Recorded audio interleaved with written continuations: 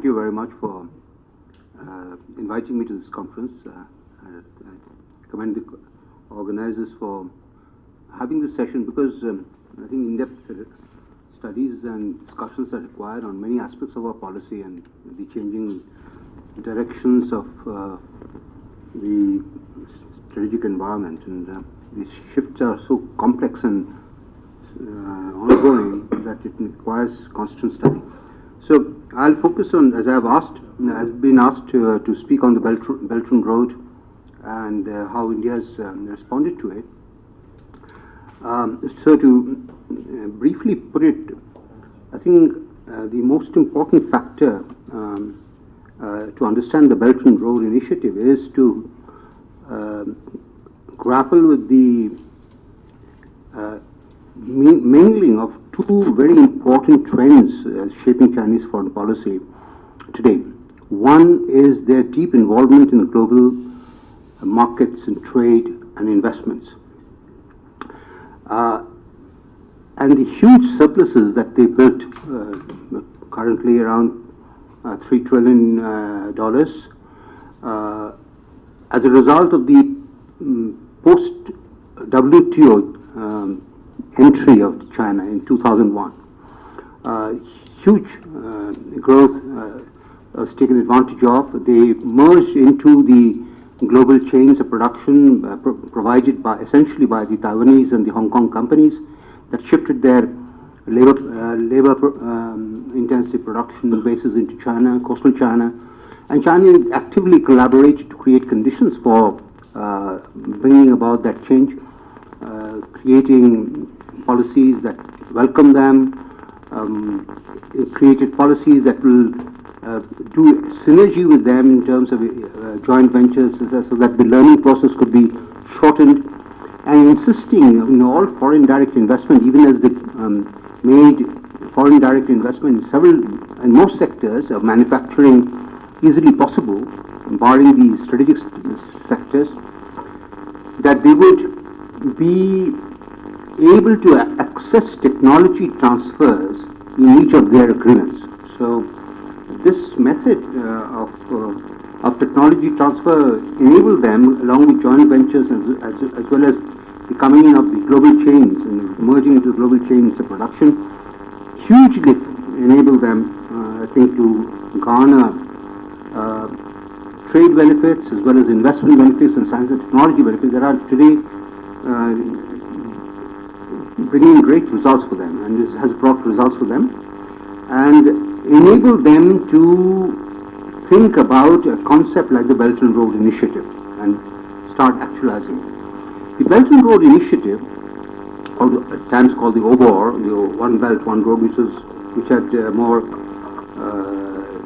which shows more clearly China's intention to conceptualize themselves as a central power in Asia and leading to a globally active power. So the Belt and Road Initiative, as I said, is itself to be placed in a context of China's growing international role in providing development finance to a large number of countries.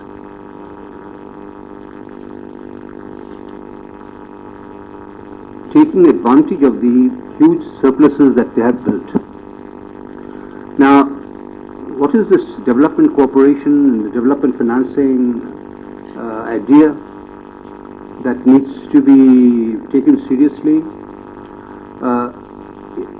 Just to give an example, in 2013, basically 2009 onwards, China's modest investments and development financing abroad started to change radically, and it has grown since then by leaps and bounds. And so as the global financial crisis hit the US and others, the Chinese put in enormous effort to go out and invest and provide countries requiring, particularly energy-intensive, resource-intensive countries, resources that would benefit China on the one hand, tie up oil, gas, various other commodities, in terms of, and in return the Chinese would put in the investments or the development finance for undertaking those large projects.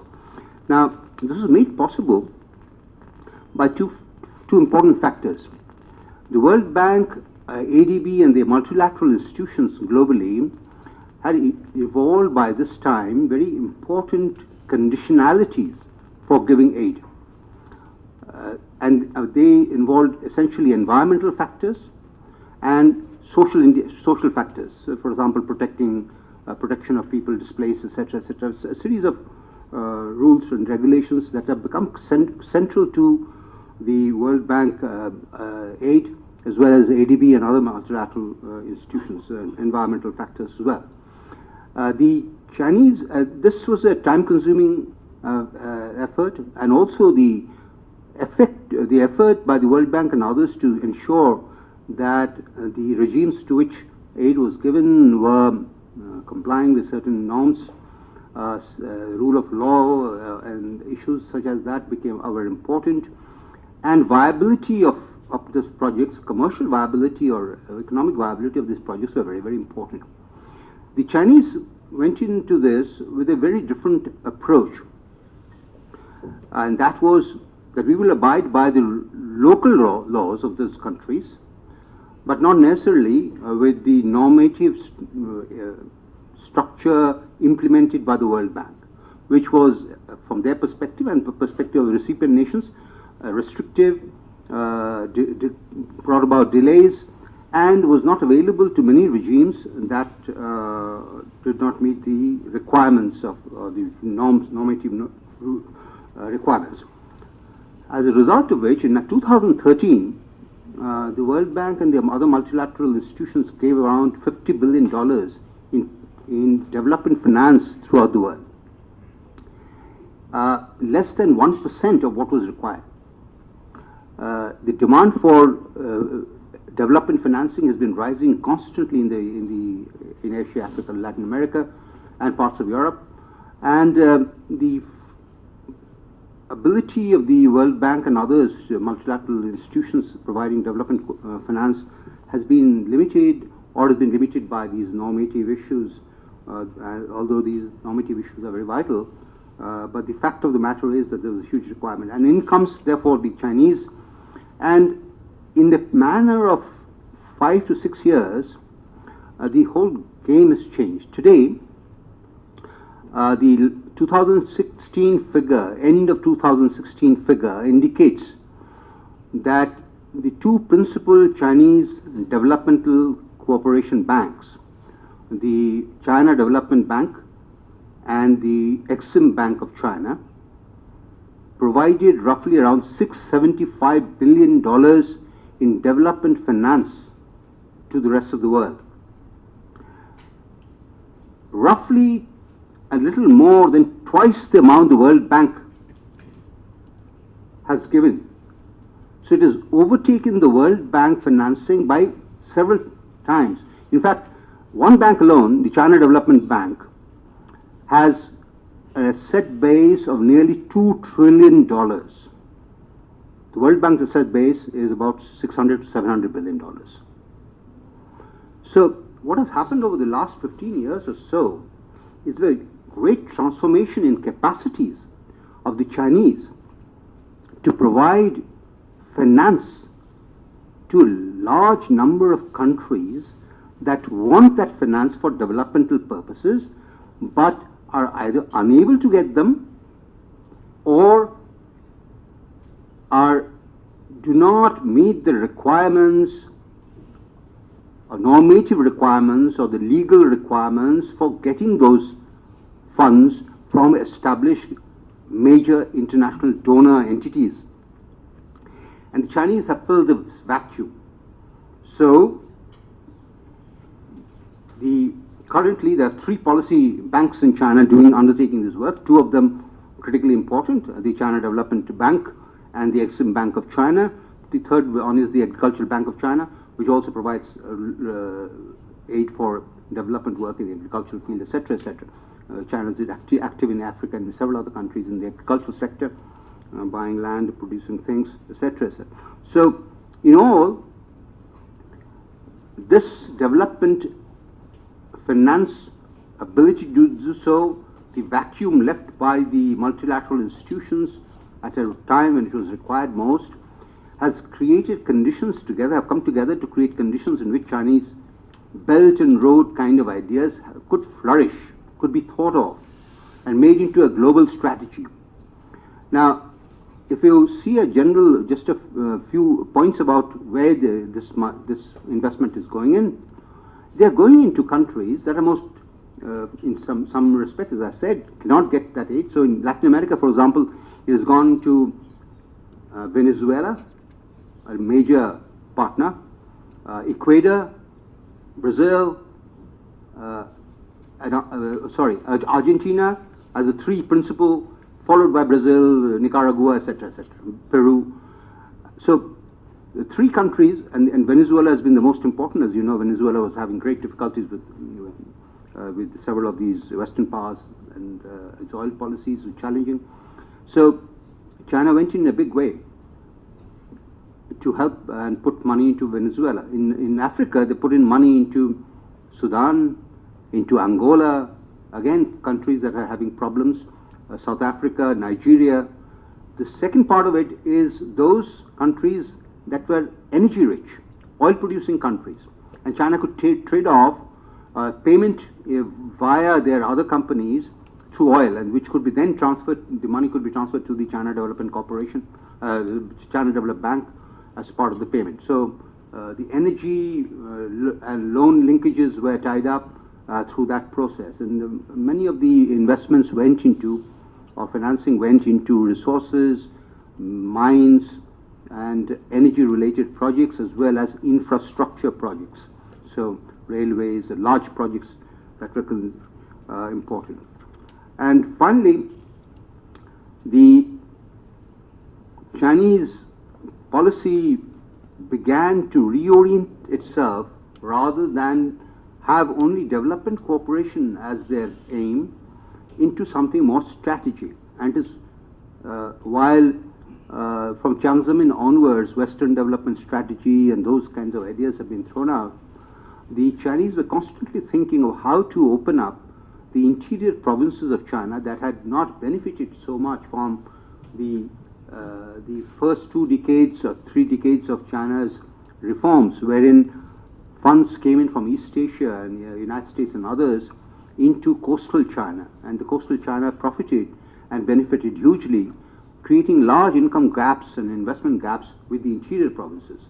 And so the Chinese strategy for a long time has been aimed at opening up that interior provinces through roads and railways and airports into nearby countries that then have access to the sea. So the 3 or 4 countries that were identified for a very long time, and this has been going on since the 1990s, and our discussions with the Chinese, they've constantly came up with papers indicating that they would like to open up India in the northeast and reach Calcutta and such places. And the three countries that became very important, the first one was Myanmar, which would open up Yunnan and such interior, Sichuan, Yunnan and that area into the Bay of Bengal, and provide a much closer link with the sea rather than go all the way to East China, where the ports were clogged because of huge trade already taking place. So Myanmar was one route. The second route soon originally did not seem to be so attractive, but later on, as the Chinese oil interest grew, as Chinese interest in West Asia, Saudi Arabia, Iran, etc. began to grow, trade and other things, Pakistan became the second hub, second corridor. Although there's great difficulty and high cost involved in the Pakistan corridor, but Pakistan became strategically important because of the oil and the Chinese interest in this area. And the third, which is already very much active and has been the most advanced, of course, was the Indo-China corridor, and Thailand going into the ASEAN region and opening up these ports in that area. So the railway lines, etc., have all been built in that area actively, as well as the Mekong River access has been developed. So, from India's perspective, although there are 6 essential corridors that Chinese are working in Asia, the others leading into Central Asia, Russia, and Europe, these 3 corridors, and particularly the corridors through Myanmar and Pakistan, have direct implications for us,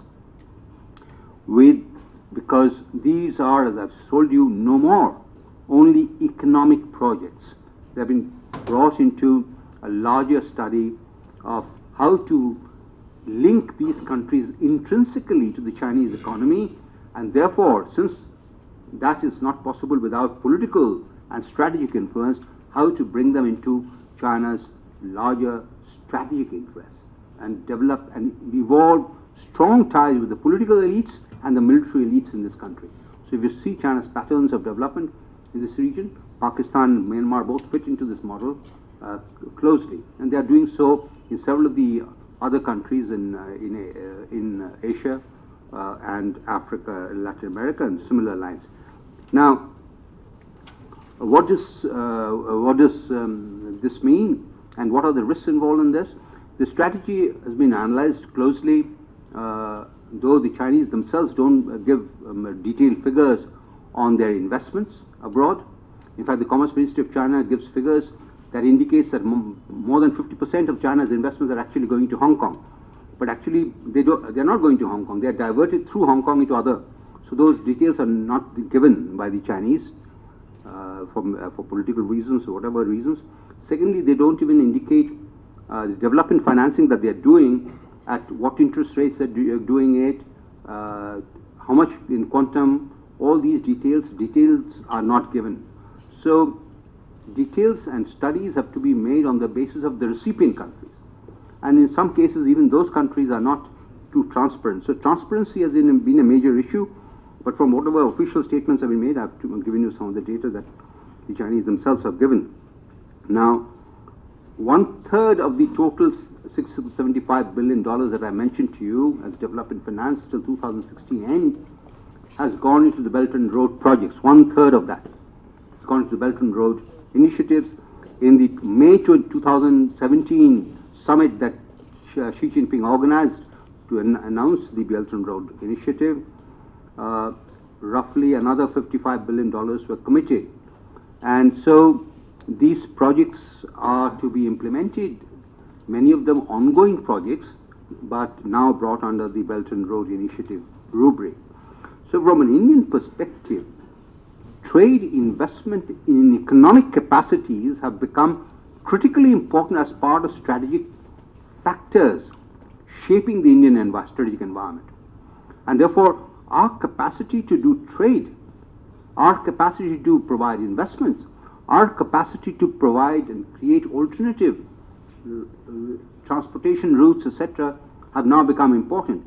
Although here the thing to remember is India's capacities in terms of finance is far more limited, given the fact that we ourselves require a huge amount of money than what the Chinese have garnered over these last 15, 16 years since joining the World Trade Organization, in a very, and the positive effects of that they took advantage of, they have taken advantage of. Now, two other factors. One, I'm just ending. Two other factors. One, that this strategy, however, is not without its risks. The first risk is from the countries that are receiving it. Although they are receiving large sums of money, but in many cases, these regimes have poor governance, poor rule of law, huge levels of corruption, much of the money flows out, and therefore ability to pay up the money in the long term is unsustainable in many cases. In fact, the first one of them and several of them have already hit, but one of the most important developments in this area is the inability of Venezuela to pay back $65 billion of Chinese investment. $65 billion in Venezuela alone. And similar factors are going to threaten several other countries that have received large numbers. For example, in Laos, a very small country, Southeast Asia, part of the Indochina basin that I've mentioned to you, China put up the China-Laos Railway at $7 billion. $7 billion is, for in 2015, that year, was half the GDP of Laos. Half the GDP of Laos. Now, similar projects in Pakistan create conditions because they have to be paid back by exports. The money has to be paid back, either through oil and other arrangements or through exports. And it doesn't seem likely that some of these countries, particularly Pakistan, given the economic and political straits it is in, are in a position at a time when the debt repayment curve is going to rise. And by 2022, Pakistan is supposed to pay back $5 billion in that year alone. So we are looking at unsustainable debt problems in several of these countries. The other is risk to China itself. China is putting in money because it has money with its global strategy. But in many cases, these are not commercially viable projects. They are politically very unstable countries.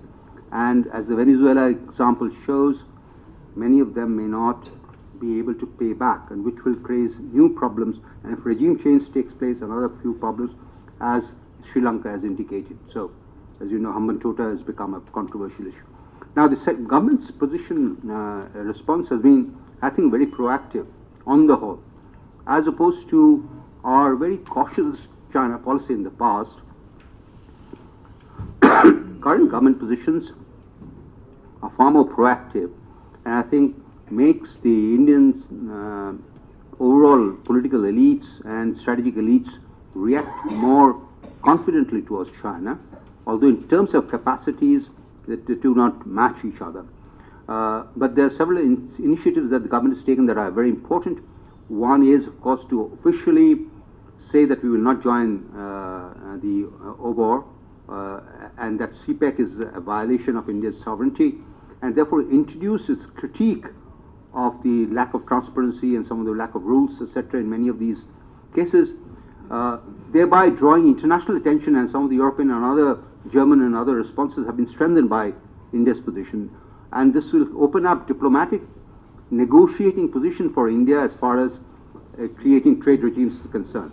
Second, internationally, we have created, I think, 2 or 3 options that are very important. Quad and its possibility of financing, and finally, the agreement with Oman and Iran on Chabahar and the ports thing, I think, create possibilities of alternative routes and trade and port points for us as well. Thank you.